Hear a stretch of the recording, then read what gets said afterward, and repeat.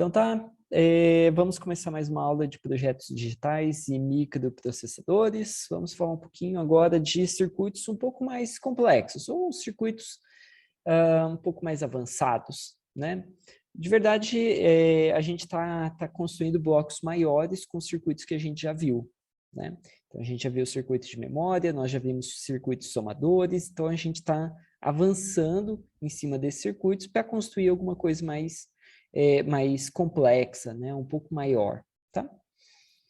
Beleza. Então, o primeiro circuito que nós vamos ver é o circuito de contador em anel, tá?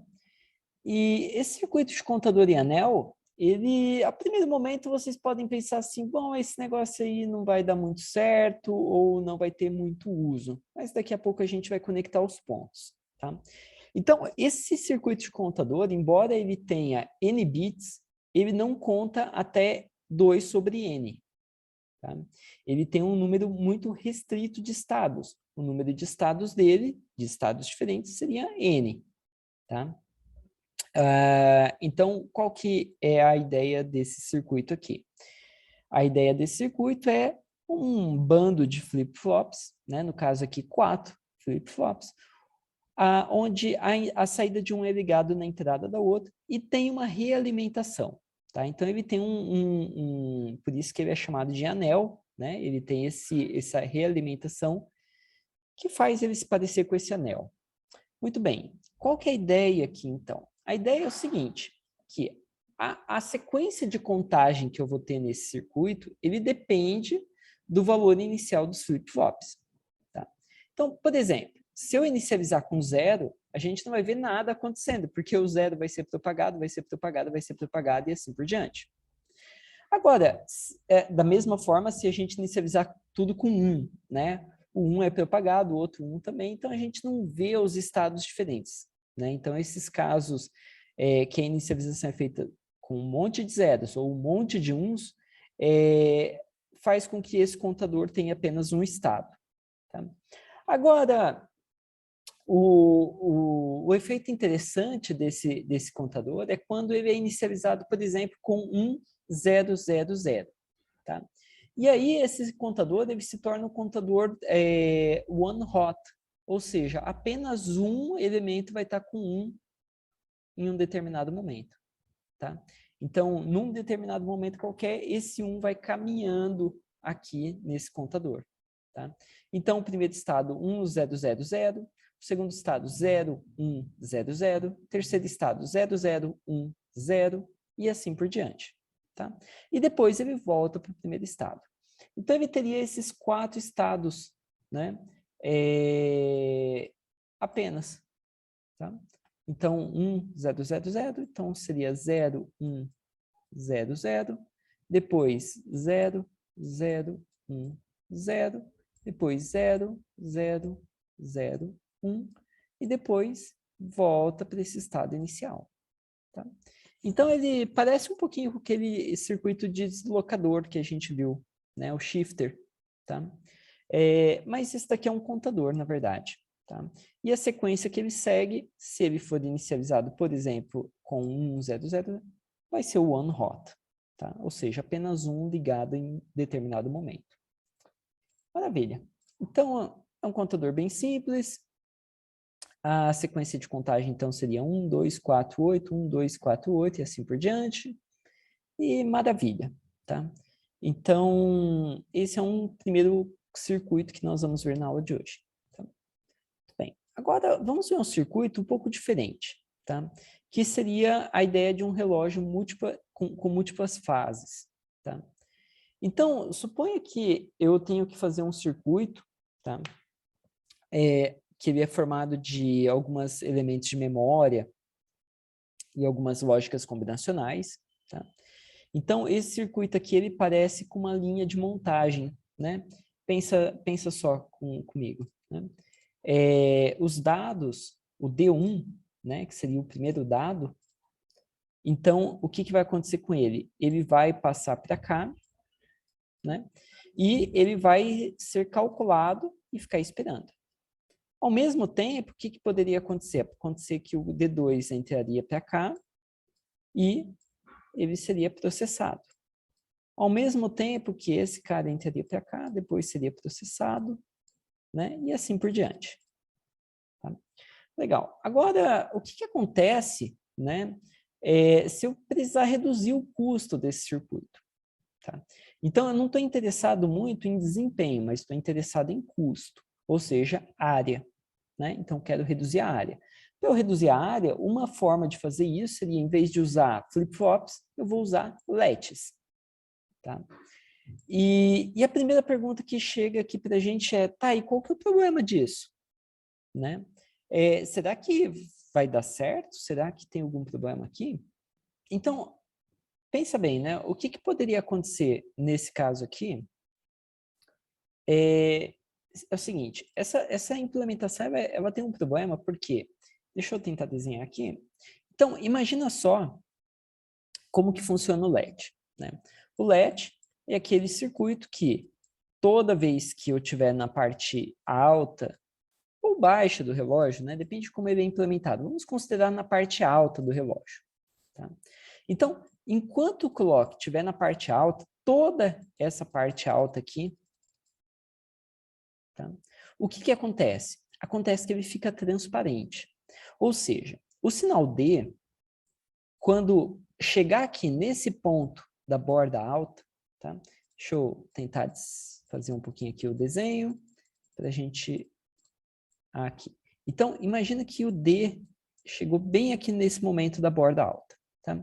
Ele vai ter um tempo de propagação e ele vai chegar aqui. Depois de algum tempo de propagação, esse C1 vai estar pronto. Tá? O que pode estar acontecendo? Pode ser que, nesse momento, nós estamos ainda aqui. Ó. Então, nesse momento, no tempo, né, nota que o clock ele se propaga ao longo do tempo. Maravilha.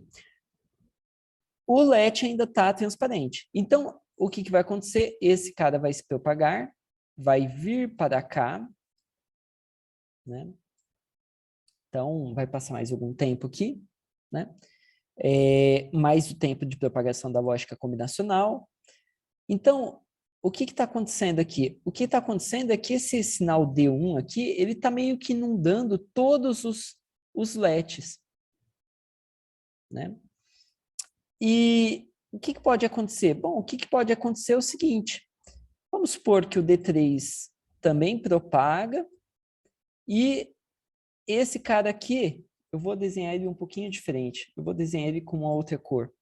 Ele não conseguiu propagar, mas foi o suficiente para ele contaminar, né? Então, quando chega aqui na borda baixa, o que aconteceu? Esse último LED foi contaminado, tá? O problema disso é o seguinte, se a entrada D1 mudar, ela também vai ficar propagando contaminação entre esse circuito. Ou seja, estado proibido vai estar aqui ao longo desse circuito todo. Ou seja, a gente vai ter um baita de um problema. Tá? Qual que é o problema disso? Qual que é da onde surgiu esse problema? Surgiu da onde a gente já sabe, da janela muito grande dos LEDs. O LED tem uma janela que ele fica transparente por um período muito longo. Tá? Agora, como que a gente poderia resolver isso? Né? Nós poderíamos resolver se, durante, por exemplo, a borda alta do relógio, né, durante esse momento aqui, eu desse o sinal do clock para esse cara e para esse cara aqui.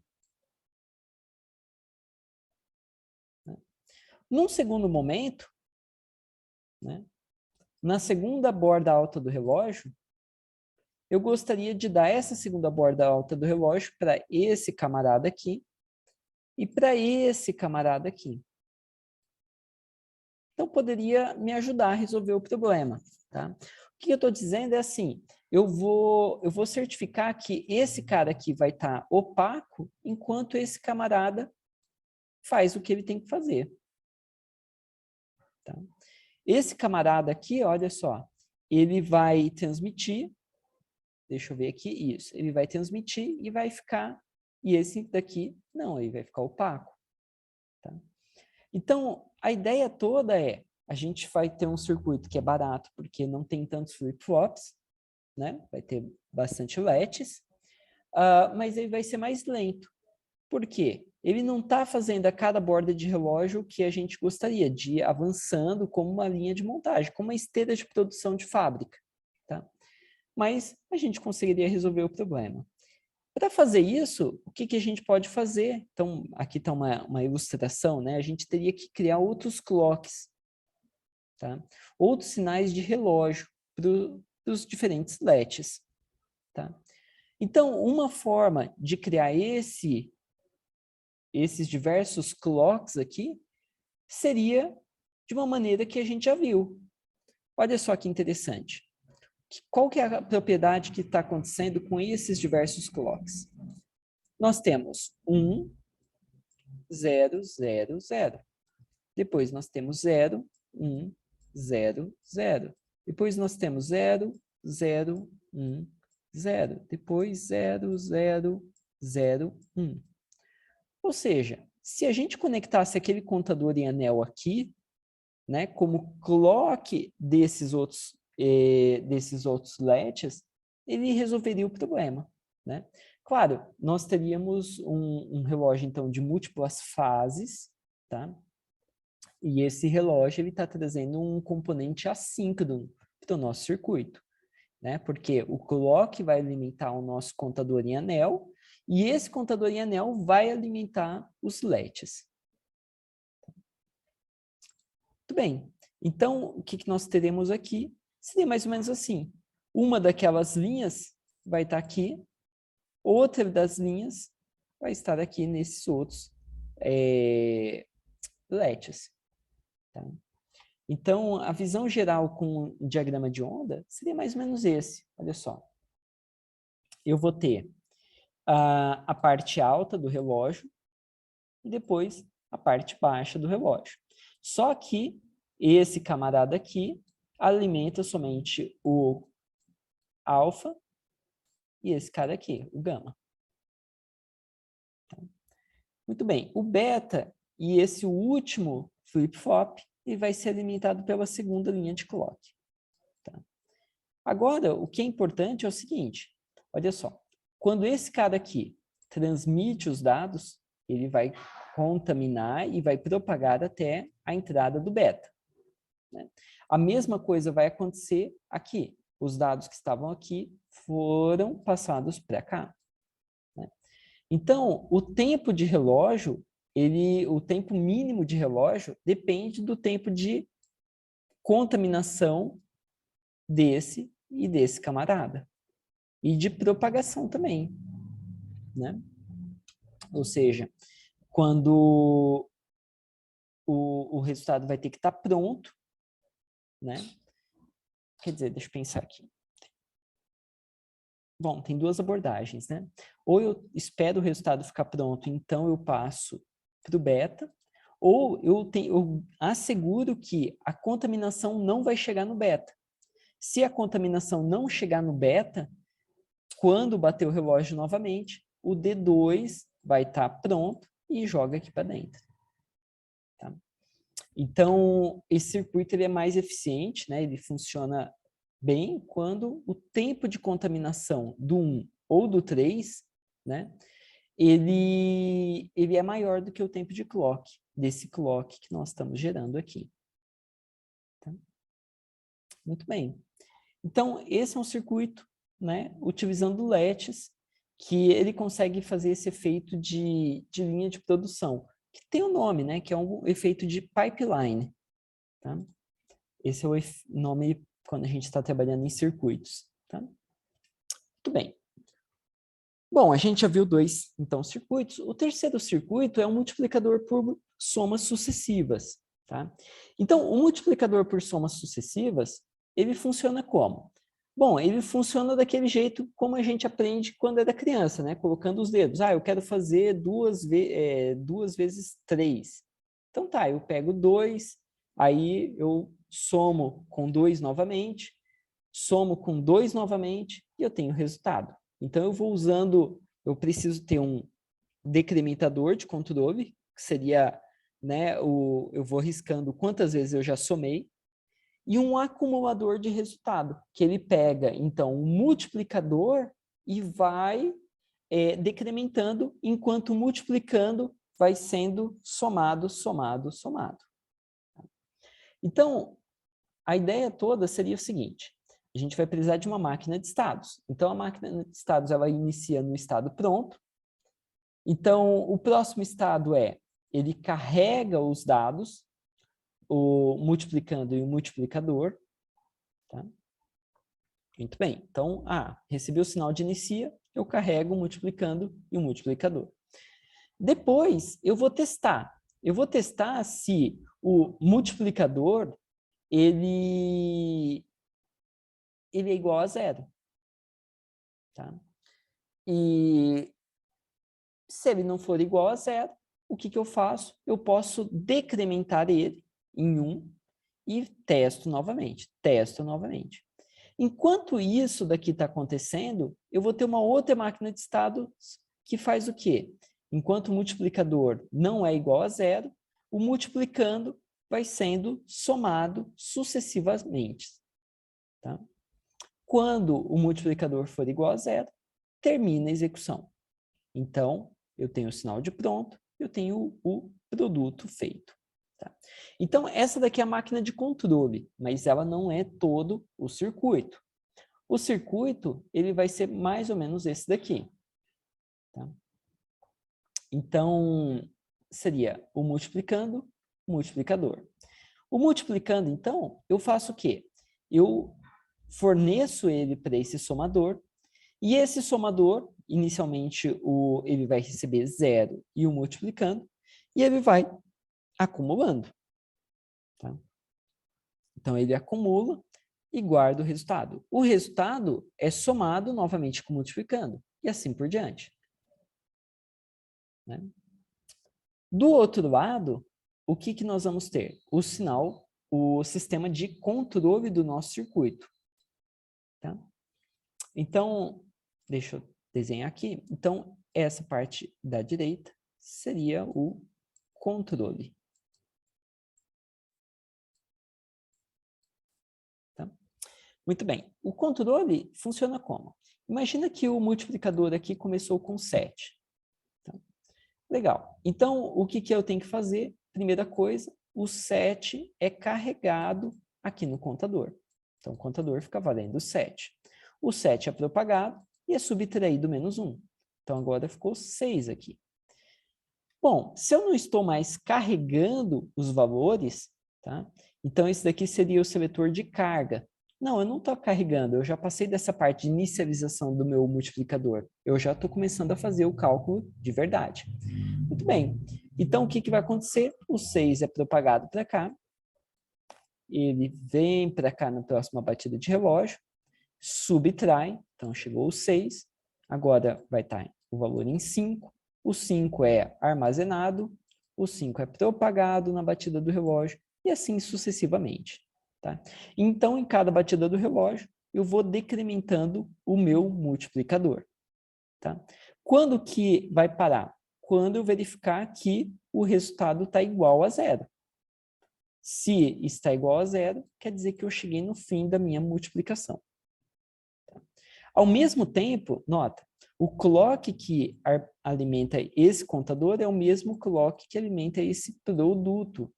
Tá? O que vai acontecer? Bom, eu inicio com 0, então na hora de eu estar carregando os dados, eu inicio o produto com 0, tá?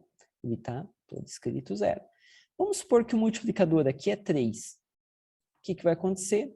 Eu vou pegar 0 somado com 3, na primeira batida do relógio, vai estar aqui o número 3, o 3 é armazenado. Legal. O 3 vem aqui, 3 com 3, 6, maravilha. E o 6 é armazenado. E, novamente, o 6 vem para cá, 6 com 3, 9, é armazenado. E, sucessivamente, até eu ter o resultado da soma, o resultado 3 vezes 7. Ou seja, eu vou fazer a soma de 3 7 vezes. Tá? É a maneira mais ingênua de fazer um somador, um multiplicador, né? Mas funciona. Tá? Ela precisa, então, desses dois circuitos. O circuito de controle e o circuito realmente de dados, vamos chamar assim. Tá? Muito bem. Então, essa é uma forma de fazer um multiplicador, tá? Utilizando outros circuitos que a gente já viu, como o somador e um registrador apenas, e multiplicadores, ou multiplexadores. Tá? A segunda forma de fazer seria um multiplicador multiciclo. Tá? O funcionamento dele vai ser o seguinte: ele se baseia no conhecimento da multiplicação, como ela ocorre de verdade. Né? Então, imagina lá que eu tenho 1, 0, 1, 1, tá? E eu quero multiplicar o valor 0, 1, 1, 0. Tá? Eu quero fazer essa multiplicação. Então, basicamente, o que acontece é, se eu tenho, eu faço 0, né, vezes 1 vai dar 0, 0 vezes 1 vai dar 0, 0 vezes 0 vai dar 0, 0 vezes 1 vai dar 0. Legal. Depois, eu coloco o sinalzinho de mais e faço 1 vezes 1. Então, olha só que interessante. 1 vezes 1 vai dar 1, 1 vezes 1 vai dar 1, 1 vezes 0 vai dar 0, 1 vezes 1 vai dar 1. Tá. O que eu estou chegando aqui é uma coisa muito interessante, que é assim. Basicamente, eu peguei o bit menos significativo e se ele for 0, eu coloco um monte de zeros. Se ele tivesse sido 1, eu ia colocar o próprio valor que está aqui em cima. Né? Depois, o que eu fiz? Eu peguei e desloquei esse camarada uma posição. Ao mesmo tempo que eu desloco esse cara a uma posição, é como se eu tivesse inserido um 0 aqui. Porque, de verdade, eu somei com 1, 0, 1, 1, 0. Então, a gente vai fazer essa brincadeira, que é, cada hora, fazer o shift desse valor aqui para a esquerda, tá? Ao mesmo tempo que a gente vai ter que mexer nessa janela, que diz qual dos bits nós vamos trabalhar em cada momento. Tá? E, enquanto a gente faz essas duas brincadeiras, a gente vai fazer o seguinte, ó, se a janela tiver num 0, eu vou somar com o elemento 0, tudo 0. Se a janela estiver em 1, eu vou somar com o elemento que estiver aqui em cima. Esse cara vai ser acumulado no resultado que eu já tenho sendo gerado. Então, vamos dar uma olhadinha como que ficaria. Tá? Esse daqui seria o multiplicador, né? O bloco de dados do multiplicador multiciclo. Tá? Então, entendendo aqui o que nós temos. Então, deixa eu tomar nota aqui e aqui. Então, nós temos esse registrador A, tá? Que basicamente ele está armazenando esse valor aqui, inicial. Então, ele recebeu 8 bits, nesse caso, né? Poderia ter sido 4 bits, se fosse um multiplicador de 4 bits. Tá? Legal. A cada batida de relógio, o que vai acontecer? Eu vou fazer um shift para a esquerda, adicionando novos zeros à direita, como menos significativos. Tá? Legal. E eu pego esse valor aqui, então, no início eu não coloquei nenhum zero, né? Eu pego ele e coloco no somador. O somador, ele vai fazer o quê? Ele vai pegar o resultado da soma, que seria esse daqui, né? Começa com 0, e vai acumulando o que está sendo somado. Vai ficar acumulando, acumulando, acumulando. Sempre somando com... Então, o que nós estamos fazendo é basicamente fazendo a soma dessas parciais aqui. Tá? Muito bem. E lembra que nós falamos da janela? Né? Essa janela aqui em cima, ó, que ela fica em 0, depois vai para 1, depois vai para 1, depois vai para 0? Pois é. Para fazer essa janela, a gente vai usar esse outro registrador. Então, esse valor aqui, ele foi carregado nesse registrador B. Tá? E esse registrador B, eu só estou interessado num bit menos significativo. Por quê? Porque nós vamos fazendo o shift dele. Quando eu faço o shift dele para a direita, né? Então, imagina lá, o registrador tem 4 bits apenas. Imagina que ele estava com o valor inicial 0, 1, 1, 0. Maravilha. Se eu pego o bit menos significativo, eu estou apontando para esse cara aqui, é o 0. Quando bate o relógio, nós vamos empurrar os bits para a direita. Então, o novo estado vai ser 0, e eu estou colocando zeros aqui, né, à direita. 0, 1, 1. Então, se eu olhar esse cara mais à direita agora, é o número 1. Novamente, vou fazer mais um shift, eu vou empurrando esses bits para fora do registrador. Tá? Empurro, novamente, insiro 0. Aí, no próximo ciclo, vai ficar 1, 0, 0, 0. Eu pego esse cara menos significativo. E eu sigo fazendo isso. Então, quantas vezes eu tenho que fazer o shift para a direita? Ou quantos ciclos demora para fazer esse somador funcionar? Então, se esse somador é de 8 bits, eu preciso apenas de 8 ciclos para que a multiplicação esteja pronta. E para isso eu utilizei um registrador de 16 bits, um registrador de 8 bits, né, e o registrador de resultado de 16 bits. Tá? Basicamente, esse bit, se for 0, ele está controlando o enable, a escrita desse registrador aqui. Né? Por quê? Se eu faço a soma, então olha só que interessante, eu faço a soma todos os ciclos, a soma desse cara aqui. Todos os ciclos eu faço essa soma, mas nem todos os ciclos eu escrevo aquela soma. Algumas vezes eu estou escrevendo, é como se eu tivesse somado com 0, ou seja, eu não modifico o resultado da minha soma. Tá?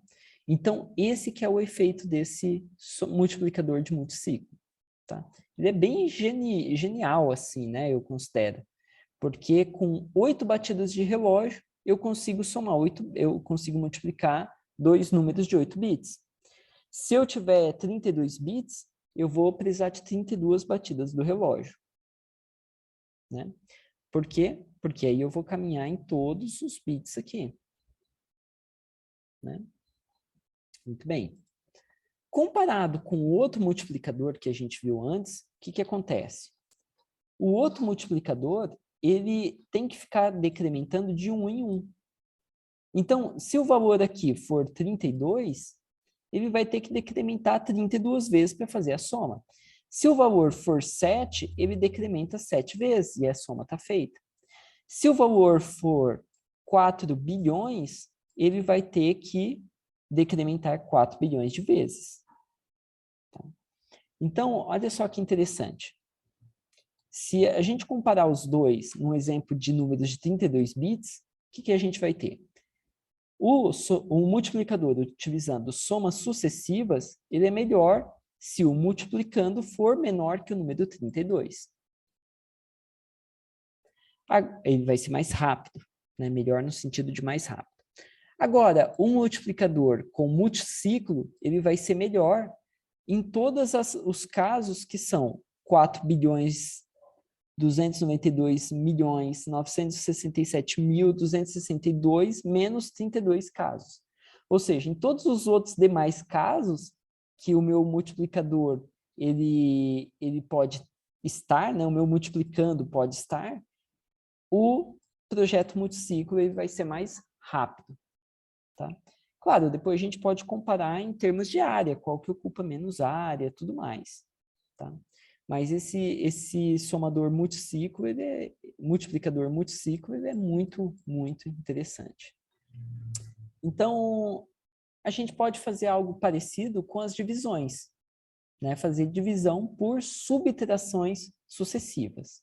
Tá? Então, a ideia é muito simples. Tá? Eu vou subtraindo o valor, subtraindo quantas vezes? Até que eu obtenha o número 0. Aí eu sei quantas vezes eu vou ter que, ao mesmo tempo, contar quantas vezes eu fiz a subtração. O resultado dessa soma, desse contador, vai ser o resultado da divisão inteira. Tá? Então, o projeto seria mais ou menos esse. Ó. Eu tenho o registrador A e o registrador B. Tá? Então, eu vou supor que eu estou fazendo A dividido por B. Tá? E qual que é a ideia aqui? A ideia é o seguinte, a cada ciclo, eu vou pegar o registrador A, o registrador B, vou fazer uma subtração entre eles. E eu vou armazenar o resultado. E a cada ciclo, eu verifico se o resultado for menor ou igual a 0. Quando o resultado for menor ou igual a 0, quer dizer que eu terminei de fazer a minha divisão. Tá? Então, eu faço isso várias vezes. Tá? Muito bem. Então, vamos supor que eu tive que fazer a subtração 7 vezes. Se eu fiz a subtração 7 vezes, significa que o resultado de A dividido por B é igual a 7. A divisão inteira. Né? Ou seja, cabem 7 vezes o número B dentro do número A. Né?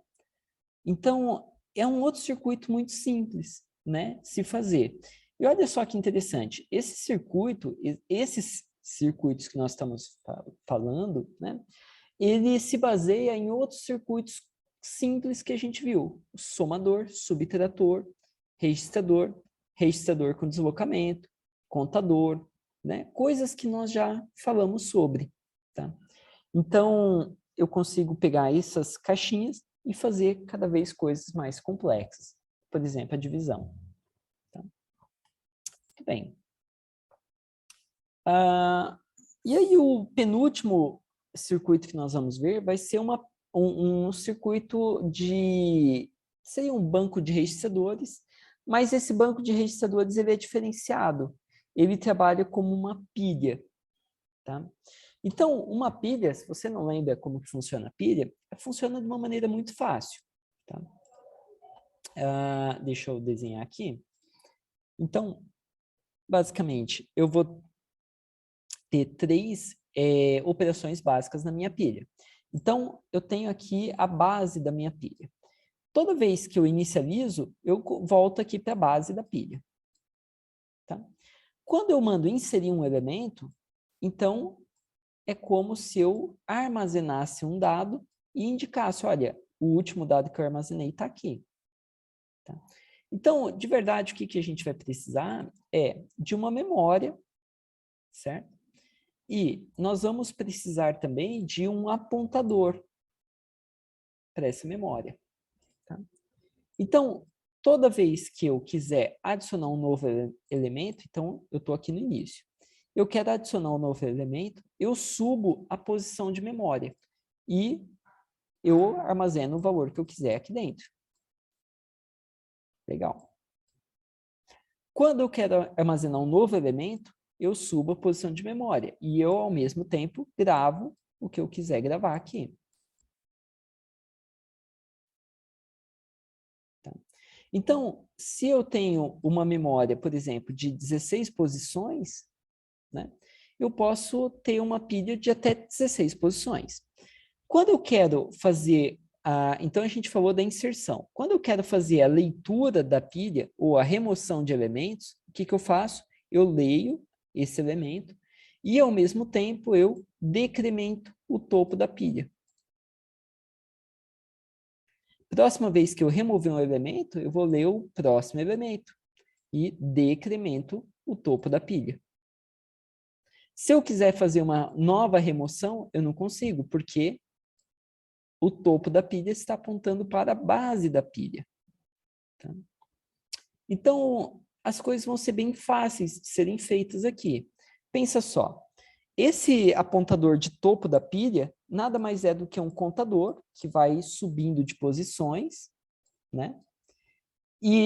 Ou vai decrementando. Então, eu tenho que fazer um contador que é capaz de incrementar e decrementar. Legal. O que mais que eu preciso? Eu preciso de uma memória de algumas posições. Tá? E eu vou precisar de algum circuito de controle para não poder, por exemplo, remover elementos, né? Quando o topo da pilha estiver apontando aqui para o final da pilha. Tá?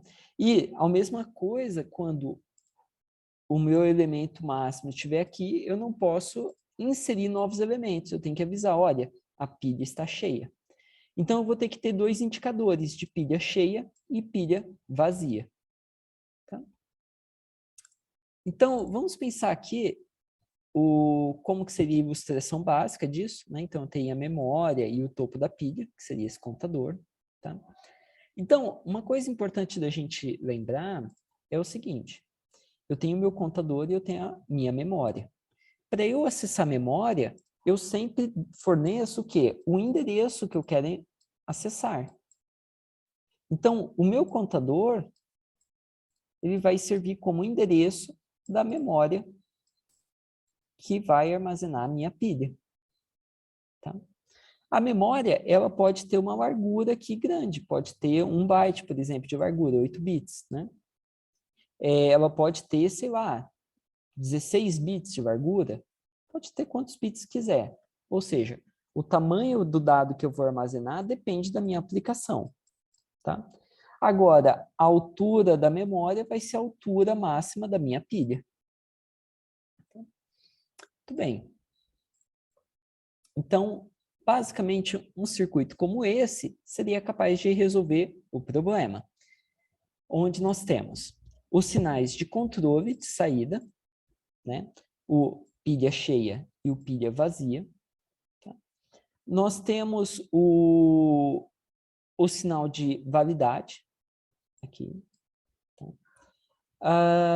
Muito bem, muito bem. E nós temos os dados, tá? Da nossa pilha. Então, aqui vai ser bidirecional. Ora, eu vou inserir dados, quando estiver inserindo um novo elemento, e quando eu estiver removendo o elemento, eu estarei lendo os dados de dentro da memória. Tá? Muito bem. E esse camarada aqui é o contador. O contador, ele inicializa com tudo igual a 0. Então, quando eu quiser resetar, o que ele vai armazenar? Tudo igual a 0. Tá? Se não me engano, esse circuito aqui seria o 7419. Tá? A implementação usando o CMOS desse circuito. Muito bem. Tem o clock, tem o decrementa, né? Que ele vai dizer se ele vai incrementar ou decrementar, e o habilita. Tá? Então, se for 0, ele decrementa. Se for 1, ele incrementa o contador. Tá? Caso o habilita estiver ligado. Tá? Muito bem. Agora, nós temos que pensar numa máquina de estados para controlar tudo isso daqui. Então, no início, eu tenho que ter o reset. Depois, caso chegue uma inserção na minha máquina, na minha pilha, eu vou ter que habilitar o incrementa, eu vou ter que habilitar o habilita, eu vou ter que habilitar a escrita de dados, né? E essa memória aqui, sabendo que é uma escrita, ela já vai estar no modo de leitura, ou de escrita, quero dizer, né? Escrita dos dados. Então, os dados de saída não estão habilitados. Tá? E o endereço que essa memória vai trabalhar é dado pelo contador, olha só. Então, nós vamos pensar nessa máquina de estados. E essa máquina de estados, basicamente, é essa daqui. Tá? Onde ela vai ter as operações push e pop. Tá? Empurra alguma coisa na pilha, remove alguma coisa da pilha. Tá? Então, esse daqui estaria removendo, e esse daqui estaria empurrando alguma coisa para dentro da pilha. Tá? Adicionando algo na pilha. Tá? Muito bem. Então, eu começo no estado onde eu não vou ter nada na minha pilha, né? A pilha está vazia. Tá? Então, eu estou no estado alfa. Tá?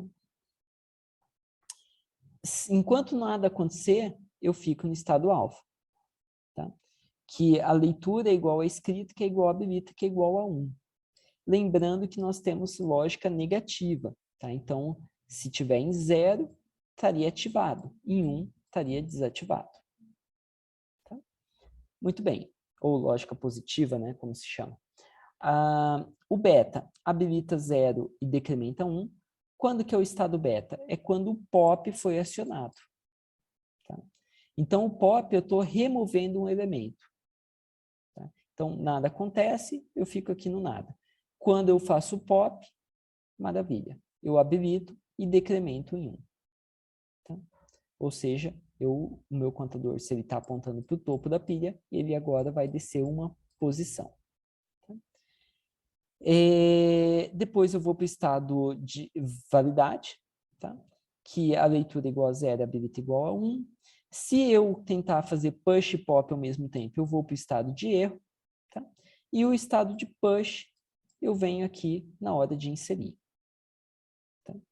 E claro, se eu tiver com a pilha vazia ou com a pilha cheia, né, eu vou estar enviando sinais para fora do circuito, avisando. Então, o usuário do meu circuito de pilha, ele não pode fazer, ele que vai ter que controlar o push e o pop. Tá? Muito bem. Legal, legal. O que mais? Eu acho que é isso. Tá? O segundo circuito que eu gostaria o último circuito que eu gostaria de falar é a fila circular. Tá? Essa fila circular, ela é parecida, é uma outra estrutura de dados. Tá? Então, uma fila circular que ela vai... Opa, escrevi pilha aqui, né? Mas é a fila circular.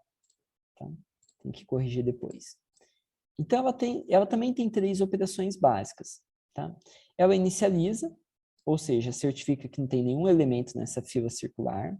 Ela pode inserir ou ela pode remover. Tá? Então, olha só. Se eu tivesse um circuito de uma fila, pura e simplesmente, eu ia começar adicionando elementos, adicionando. E, eventualmente, então eu fui adicionando esses camaradas todos aqui. Né? Então, esse foi o primeiro a ser adicionado, esse foi o segundo, o terceiro, o quarto e o quinto. Tá? E aqui está em branco. Ou seja, pode ter uma besteira lá, mas eu não estou usando. Tá?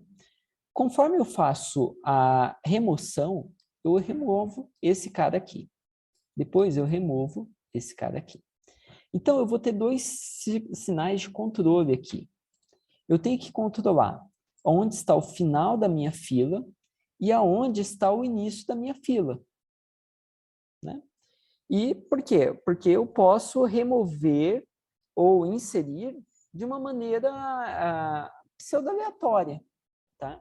Eu não tenho assim, eu vou ter que inserir um para remover um. Não, isso não vai acontecer. Tá? Agora, olha só que interessante. O que pode acontecer aqui é o seguinte. Eu posso pegar e inserir mais algum elemento aqui. Né?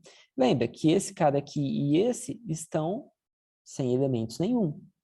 Né? Quando eu insiro um novo elemento, o que acontece? Então, algumas coisas acontecem. Então, esse cara aqui agora ele está válido e o meu ponteiro está aqui no final. Tá? O meu ponteiro aqui no final indica assim, que se eu quiser inserir mais algum elemento, eu vou ter que inserir aqui no início. Ou seja, é como se o meu buffer, se a minha fila fosse um círculo, né? Onde eu vou ficar com o início da fila e o final da fila. E esses camaradas vão poder caminhar ao redor desse buffer. Tá? A forma de implementar essa fila circular, ela vai ser a seguinte. Tá? Então, seria essa ilustração aqui. Né? Essa representação do que nós estamos tentando implementar. Primeiro, quando que essa fila circular ela é útil? Ela é útil quando a gente tem conectando dois componentes que têm velocidades de produção ou de consumir os dados, são velocidades distintas, que pode variar ao longo do tempo. Tá? Então, assim que um dado está pronto, o produtor pode ir e inserir um dado para ser processado. Né? Quando o consumidor estiver disponível, ele vem e consome um dos dados. Tá? Então, toda vez que eu quiser produzir alguma coisa, eu vou colocar no final da minha fila, o final agora seria aqui. Toda vez que eu quero consumir alguma coisa, né, o que aconteceria? Eu consumiria esse cara e o início da minha fila moveu de posição. Tá? Seria a mesma forma, uma outra representação para ilustrar a mesma coisa, tá? O mesmo comportamento. Tá? Muito bem. Então, o que a gente vai precisar? Então, basicamente, o que nós vamos precisar vai ser, vamos pensar aqui nesse outro caso, né?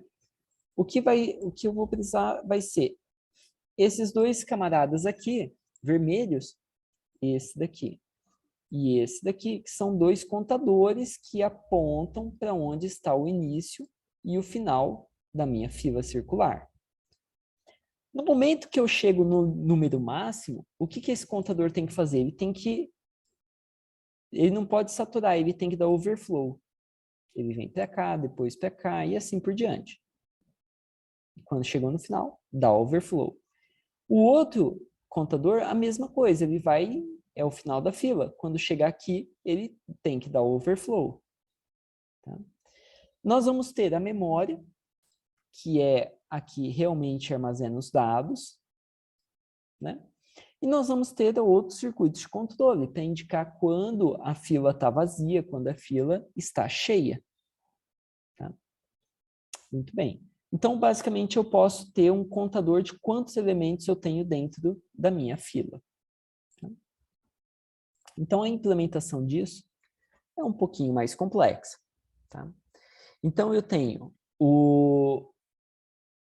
dois camaradas aqui, que são dois contadores não saturados, ou seja, que são contadores que vão ocorrer overflow, que é esse camarada aqui, o 7463, 7463.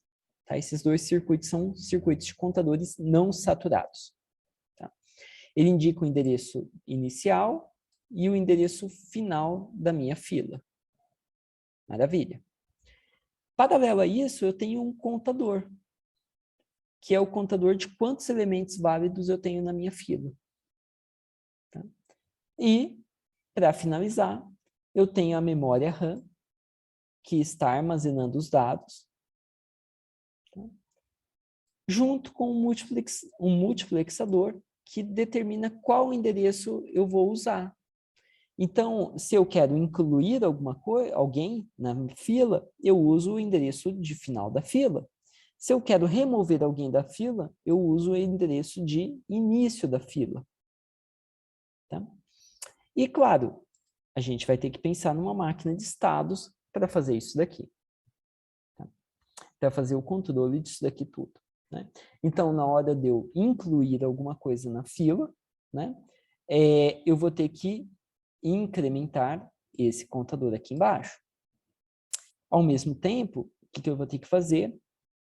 Eu vou ter que pegar o endereço de final da fila, ou seja, eu vou ter que multiplexar o endereço de final da fila, colocar os dados, habilitar a escrita, habilitar a memória.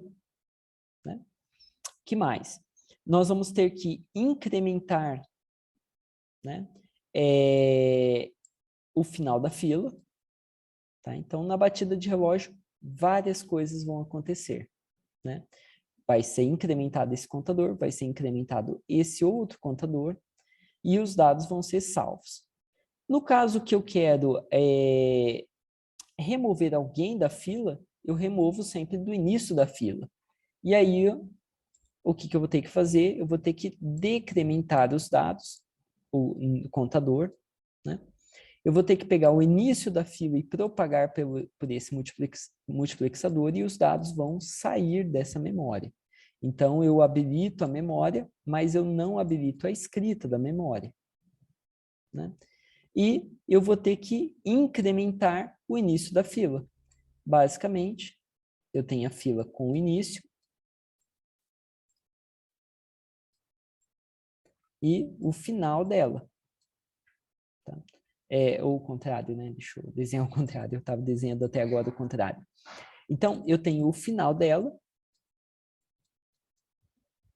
e o início da fila. Tá? Então, se eu estou inserindo alguém, quer dizer que o final vai ter que aumentar para cá. Se eu estou removendo alguém, o início da minha fila é modificado. Tá? Muito bem. Então, fechando aqui, né? Então, para eu garantir a operação correta e apropriada desses circuitos de pilha e o de fila circular, né? O barramento vai ter que ter os dados válidos durante uma inserção. O valor da cabeça da fila ele vai ter que ser copiado enquanto o sinal válido está ativo, né? Então, quando eu estiver fazendo uma leitura, né, eu vou ter que copiar o valor da cabeça da fila. Tá?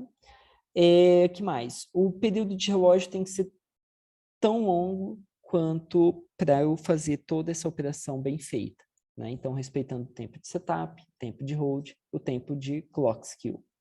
Tá? Muito bem, pessoal. Era isso que eu tinha para essa aula, tá bom? Então, esses foram os circuitos complexos.